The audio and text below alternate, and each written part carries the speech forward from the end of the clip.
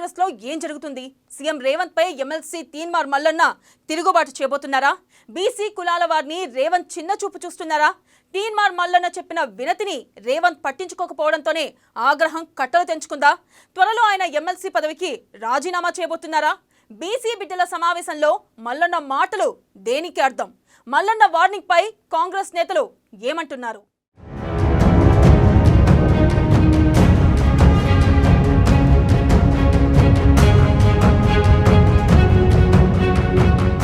BC కులాల సమావేశంలో CM Revanth కి మల్లన్న వార్నింగ్. ఏజీ పదవులు బీసీలకు ఇవ్వాలన్నా ఇవ్వలేదని వెల్లడి. బీసీ కులాల అభ్యున్నతి కోసం దేనికైనా రెడీ అని వెల్లడి. కుల గణన తర్వాతే స్థానిక సంస్థల ఎన్నికలు జరపాలని సలహా. బీసీలను విమర్శిస్తే రాష్ట్రం అగ్నిగుండం అవుతుందని హెచ్చరిక. మల్లన్న మాటలపై మండిపడుతున్న కాంగ్రెస్ శ్రేణులు.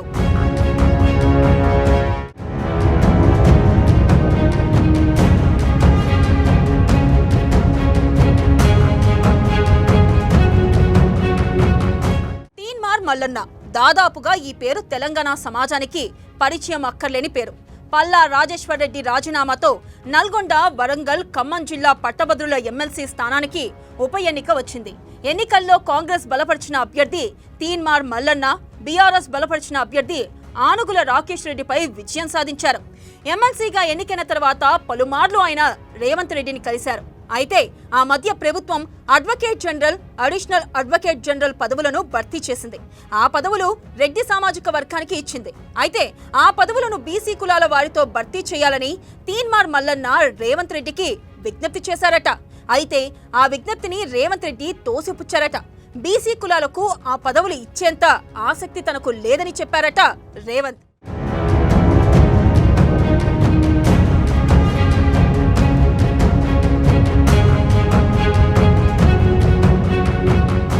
ఇప్పుడు అదే మాట ఎమ్మెల్సీ మల్లన్నకు ఓ అస్త్రంగా మారింది. అదే విషయాన్ని బీసీ కులాల సమావేశంలో తీన్మార్ మల్లన్న రివీల్ చేశారు. ఇదెక్కడ అన్యాయం? Advocate general, additional advocate general పోస్టులను బీసీ కులాలతో భర్తీ చేయాలని కోరితే సీఎం పట్టించుకోలేదని, ఇలాంటి విధానం సరికాదని ఇండైరెక్ట్ గానే రేవంత్ కే మల్లన్న వార్నింగ్ ఇచ్చారు. తాను సీఎం రేవంత్ రెడ్డికి ఒక్కటే విజ్ఞప్తి చేస్తున్నానని, అవసరమైతే తన ఎమ్మెల్సీ పదవికి రాజీనామా చేస్తా, బీసీ కులాల అభ్యున్నతే నా లక్ష్యమని తీన్మార్ మల్లన్న ప్రకటించారు. బీసీల కులగణన చేపట్టిన తర్వాతే స్థానిక సంస్థలకు ఎన్నికలు నిర్వహించాలని మల్లన్న అన్నారు. బీసీలను విస్మరిస్తే రాష్ట్రం అగ్నిగుండం అవుతుందని హెచ్చరించారు. ప్రభుత్వం బీసీలకు సముచిత ప్రాధాన్యం ఇవ్వాలని కోరారు. లేకుంటే పెద్ద ఎత్తున ఆందోళనలు చేపడతామని హెచ్చరించారు. బీసీ సోదరులారా, ఇంకా మనం బిచ్చగాల లెక్క ఇప్పుడు తీన్మార్ మల్లన్నకు పదవి నేను చెప్తా ఉన్నా, ఇప్పుడు చెప్తా ఉన్నా, నాకు మంత్రి పదవి ఇచ్చినా తీసుకొని పో, నాకు బీసీలే ముఖ్యం, నాకు బీసీలే ముఖ్యం. కానీ నేను నా వ్యక్తిగత ప్రయోజనాలు ఆశించి కాదు ఇక్కడికి వచ్చింది. ఇది బీసీ సమాజం కోసం వచ్చిన, బీసీలను రాజ్యాధికారం వైపు తీసుకుపోవాలని వచ్చిన సోదరులారా. ఇవాళ చాలా విషయాలు ఉన్నాయి సోదరులారా. ఎంత పెద్ద కుట్ర అంటే, నేను పోయి ముఖ్యమంత్రి గారికి ఒక రిప్రజెంటేషన్ చేసిన. ఏమనంటే, sir advocate general, additional advocate general మా బీసీలో ఒక్కడు లేడు సార్, ఒక అవకాశం ఏంటంటే మనకి ఇచ్చే ఇంట్రెస్ట్ లేదని చెప్పిండు సార్. మనకి ఇచ్చే ఇంట్రెస్ట్ లేదన్నారు. దాని అర్థం ఏంది నాకు అర్థం కాలే. అంటే ఇద్దామనుకుంటుర్రా లేదా? బీసీలు చిన్న చూపా? బీసీల ఓట్లు కావాలి, బీసీలు పెట్టేటువంటి బిచ్చం కావాలి, కానీ బీసీలకు మాత్రం అవకాశాలు వద్దా? ఇదెక్కడ అన్యాయం? ఇదెక్కడ అన్యాయం? ముఖ్యమంత్రి రేవంత్ రెడ్డి గారికి నేను సూచన చేస్తున్నా, మేము అల్పులము, తక్కువ కులాలము, లేకపోతే కింది నిమ్న వర్గాలు అని పొరపాటున అంచనా వేయకండి. మేము గతంలో లాగా లేము. బీసీలము ఇవాళ చైతన్యవంతమైనము, ఇవాళ బీసీలమంతా ఒక్కటైనము.